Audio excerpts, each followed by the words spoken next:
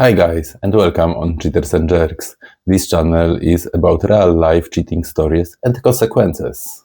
If I ever see you again, I said, my voice deadly calm, what happened to your car will seem like a picnic compared to what I'll do to you. His eyes widened as he glanced over at the Cadillac. But let's start from the beginning, right after your subscription to this channel. I woke up to the sound of my alarm blaring at 5:30 a.m., same as every weekday. Groaning, I rolled out of bed, careful not to wake Linda. She was still fast asleep, her blonde hair spread across the pillow. I padded to the bathroom, splashed some water on my face, and stared at my reflection in the mirror. The bags under my eyes seemed darker than usual. Another day, another dollar, I muttered to myself, running a hand through my messy hair. After a quick shower and shave, I threw on my work clothes and grabbed a quick breakfast. Linda was still sleeping when I left. No surprise there. She rarely got up before 9 these days. The familiar crunch of gravel under my boots was oddly comforting as I made my way to the concrete mixer. I climbed in, settled into the worn leather seat, and fired up the engine. It roared to life, a sound I'd grown to love over the years. As I pulled out of the driveway, I hit play on my phone. The opening riffs of Back in Black filled the cab, mixing with the rumble of the engine. Between songs, I'd queued up clips from this stupid comedy podcast I'd found. The jokes were terrible, but they made me chuckle. Why don't scientists trust atoms? Because they make up everything, the podcast host exclaimed. I groaned, shaking my head. That's so bad. It's almost good, I said, to no one in particular. The day passed in a blur of job sites, dust, and concrete. By the time I finished my last delivery, the sun was beating down mercilessly. I wiped the sweat from my brow and noticed there was still some concrete sloshing around in the drum.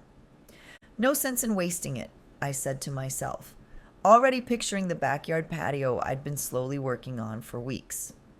Linda had been nagging me to finish it, and this extra concrete might just do the trick. As I turned onto our quiet suburban street, something immediately felt off. There, parked in my spot, was a sleek black Cadillac. Its glossy paint job and chrome rims looked completely out of place next to the other cars on our modest street. What the hell? I muttered, slowing down as I approached the house. At first, I thought maybe it was just a neighbor's visitor who'd parked in the wrong spot. But as I got closer, I realized the car wasn't just parked there. It was positioned like it belonged there. Like whoever owned it thought they had every right to be in my driveway. My stomach churned as I parked my truck along the curb. Something was wrong, and I could feel it in my bones. I sat there for a moment, my knuckles white on the steering wheel, trying to calm the growing sense of dread. Taking a deep breath, I climbed out of the truck and made my way up the driveway. The gravel crunched under my boots, sounding impossibly loud in the quiet afternoon. My eyes darted to the house, scanning for any signs of disturbance. The front door was locked. That was normal. But the curtains in our bedroom window caught my attention. They were half-drawn, uneven in a way Linda never left them.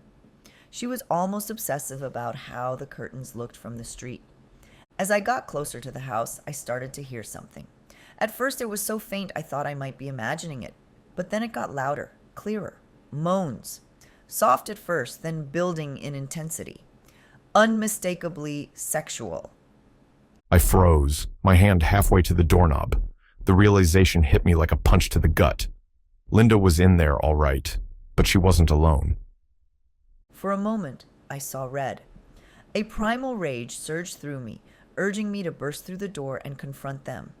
But then, as quickly as it came, the anger cooled into something harder, colder. My lips curled into a smile that would have scared me if I'd seen it in the mirror. If Linda thought she could play me like this, she was about to learn just how wrong she was. I turned on my heel and walked back to the truck, my mind racing. As I reached the mixer, my hand brushed against the control lever. I could feel the wet concrete sloshing inside, waiting to be poured. And just like that, a plan formed in my mind. Simple, yet devastating. I climbed back into the cab and started the engine, careful to keep it as quiet as possible. Slowly, I backed the truck up the driveway until I was right behind the Cadillac. The glossy black paint job seemed to mock me, its pristine leather interior visible through the open sunroof. "Perfect," I muttered, a grim satisfaction settling over me. I got out and positioned the mixer's chute directly over the sunroof. With one last glance at the house, I pulled the lever. The concrete poured out slowly at first, a thick gray sludge that oozed into the car's interior. Then, as if sensing my impatience, it came faster. A roaring cascade of cement filled the seats, covered the dashboard, seeped into every crevice and cup holder. I watched with a detached fascination as the car transformed into nothing more than a useless, concrete-filled coffin. When the interior was completely filled, I adjusted the chute to coat the trunk and roof for good measure. Finally, I cut off the flow and stood back to admire my handiwork. The once pristine Cadillac was now a grotesque sculpture, every inch covered in rapidly setting concrete. I went to my car for a special gift, which I need to give for her lover. A few minutes later, I gripped the baseball bat tightly as I approached the front door of my own house. The wood felt rough against my calloused hands, bringing back memories of high school games and summer evenings. But tonight, it wasn't about nostalgia. It was about setting things right. I took a deep breath, steadying myself.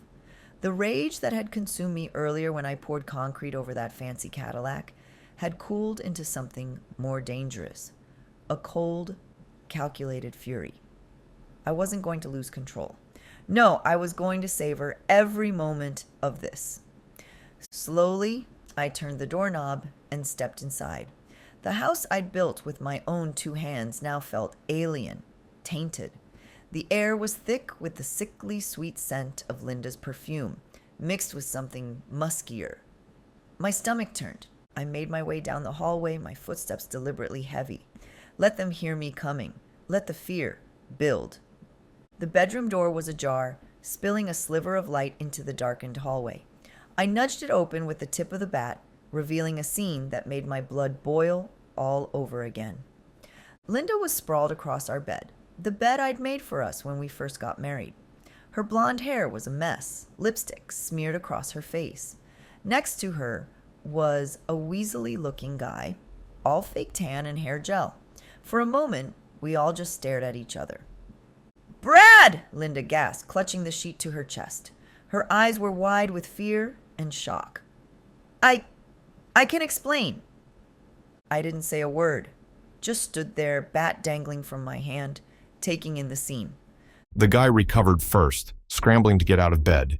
His foot caught in the tangled sheets, and he stumbled. "Look, man, I didn't know." I cut him off by swinging the bat into the nightstand. It exploded in a shower of splinters, the lamp crashing to the floor. Linda screamed, and the guy yelped like a kicked puppy. "Didn't know what?" I growled, advancing on him. "Didn't know she was married. Didn't know this was my ducking house." He backed away, hands raised. "I swear, she told me." I didn't let him finish. The bat connected with his shoulder with a satisfying thud. He went down hard, clutching his arm and whimpering. "Brad, stop!" Linda shrieked. "You're going to kill him." I turned to her, my voice low and dangerous. "Shut up!" Grabbing the guy by his ankle, I dragged him out of the bedroom. He kicked and flailed, trying to break free, but I didn't let go. His naked body bumped against the hardwood floor as I hauled him down the hallway. "Please," he begged. "I'm sorry, I'll never—" I threw open the front door and heaved him onto the gravel driveway. He landed with a grunt, scrambling to his feet. In the moonlight, I could see angry red scrapes where the rocks had dug into his skin. I went back inside, gathered up his clothes, and tossed them out after him. They landed in a pathetic heap at his feet.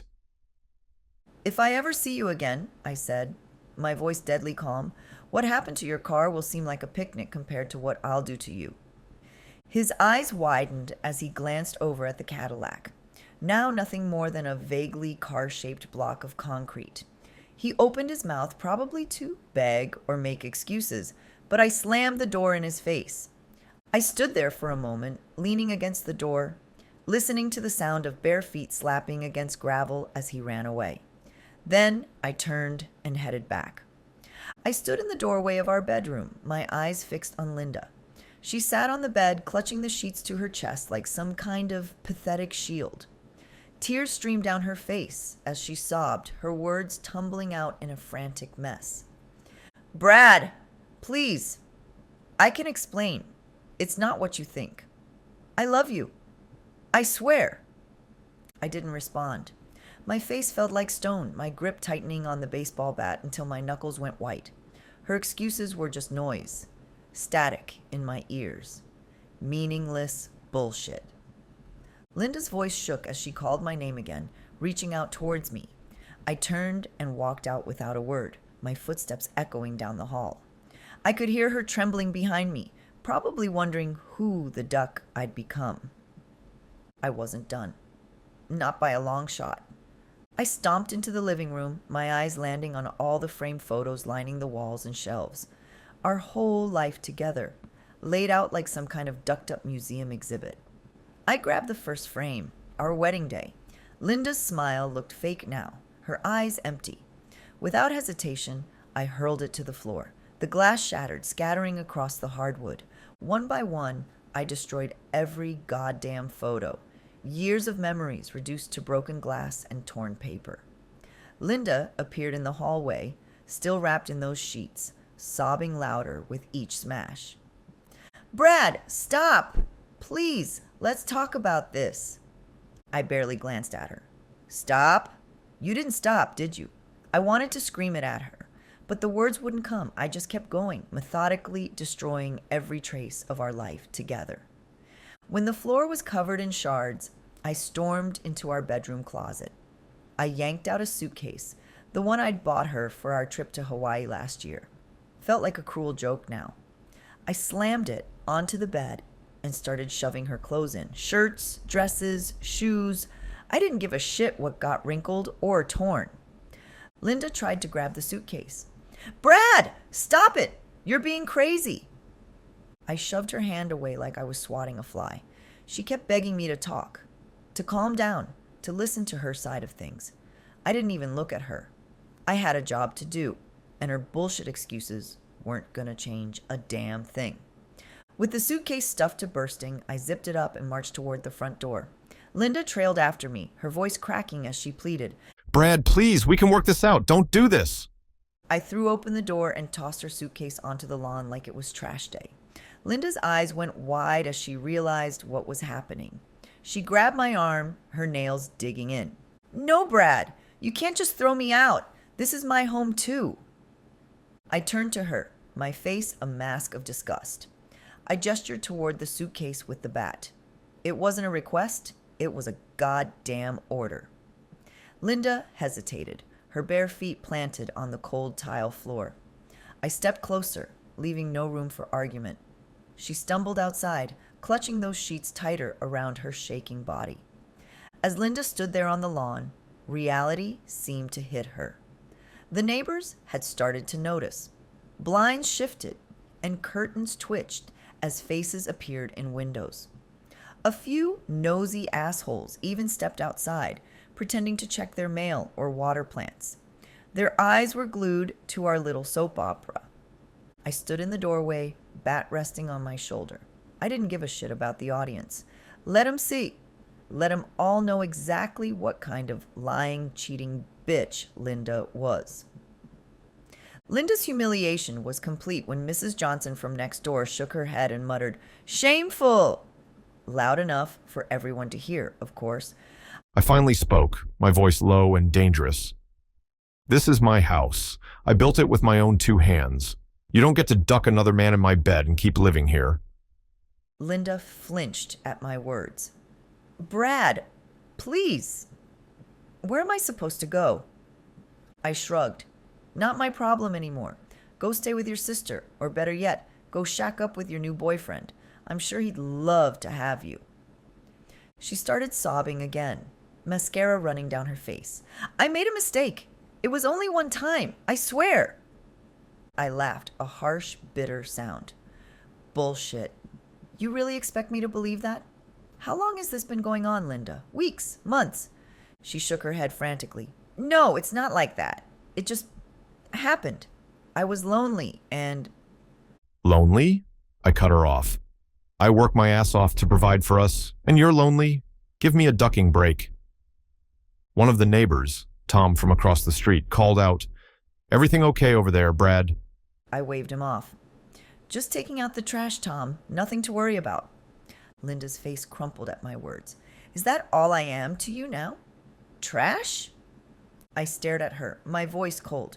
You made yourself trash when you decided to cheat. Now get the duck off my property before I call the cops. She stumbled towards her suitcase, still clinging to those sheets. Can I at least change first? I shook my head. Nope.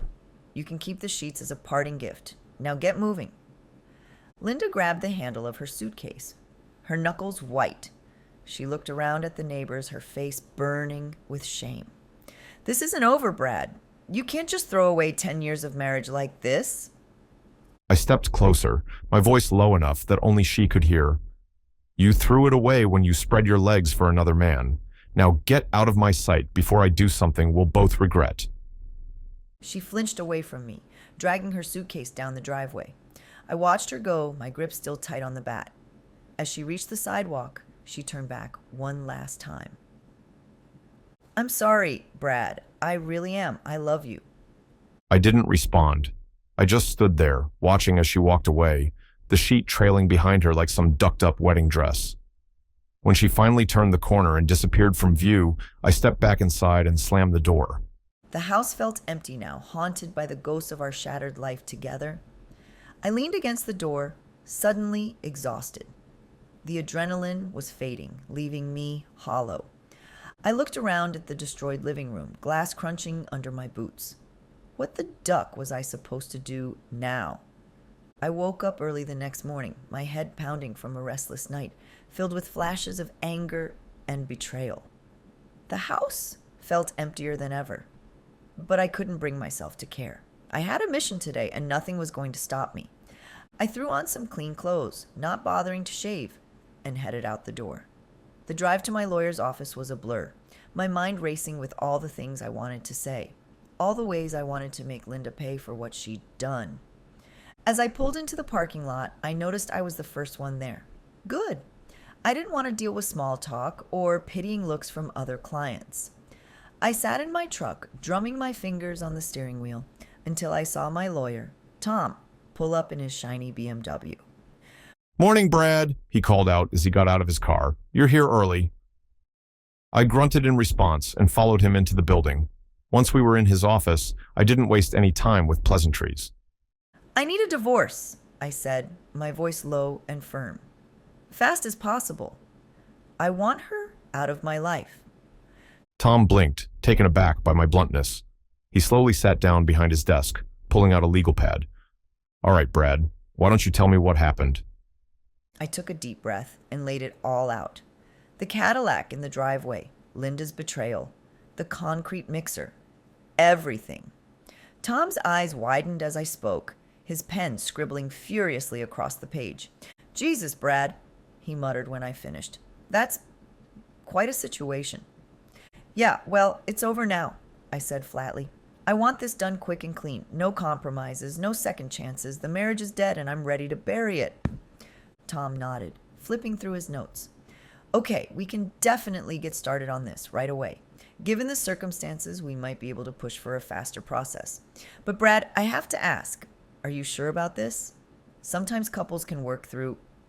I cut him off with a sharp laugh. "Work through what? Her ducking another man in our bed? Nah, Tom, it's done. I want her gone." He held up his hands in surrender. "All right, I understand. Let's go over what you want out of this divorce."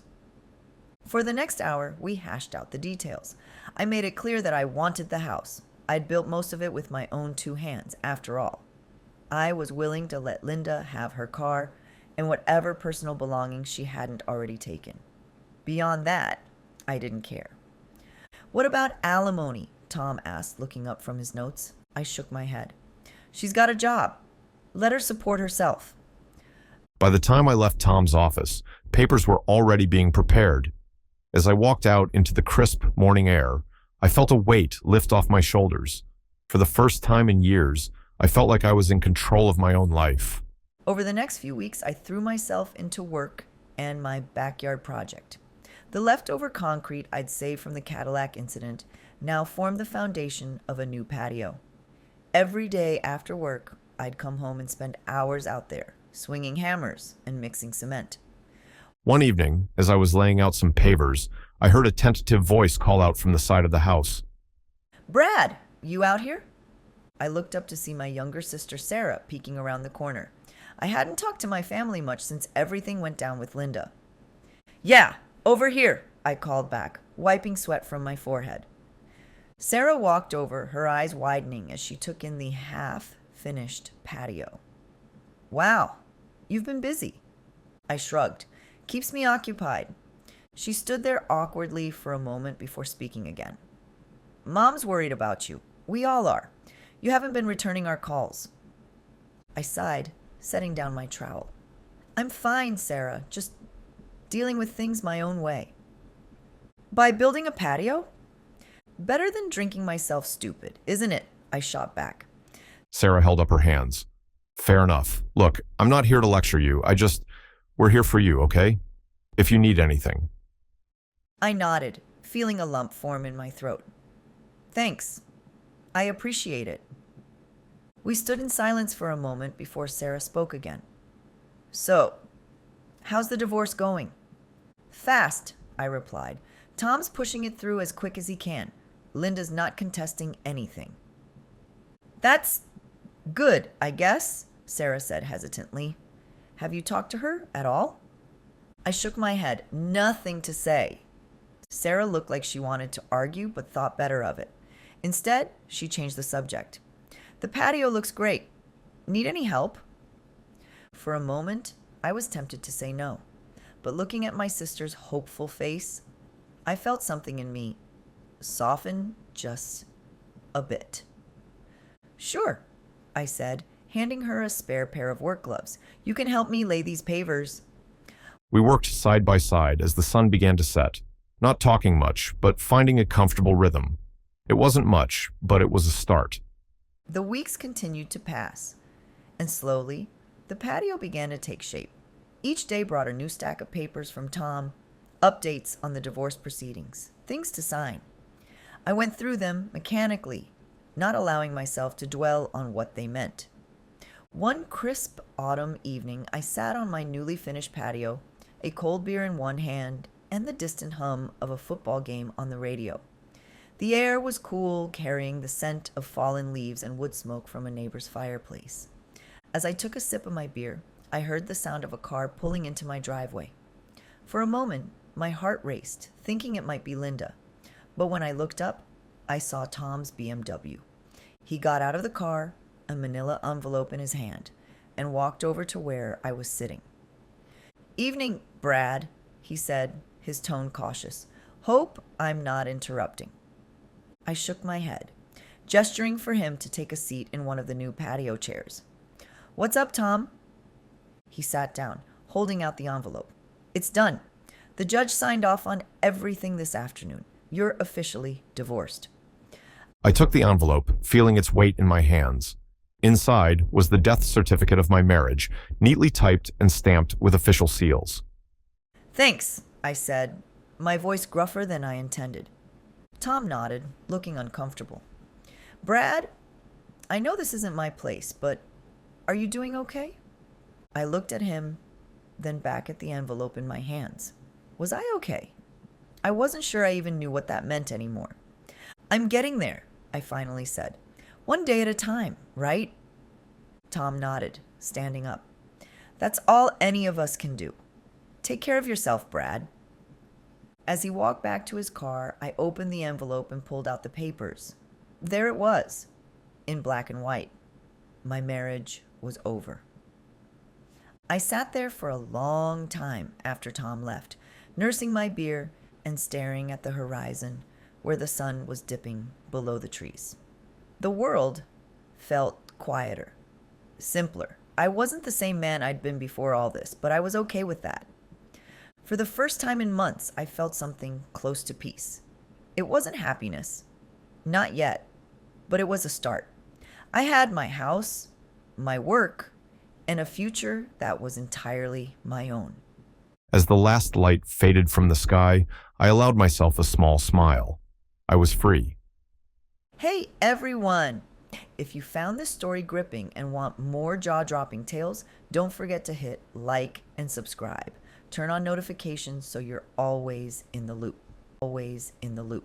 Always in the loop. Always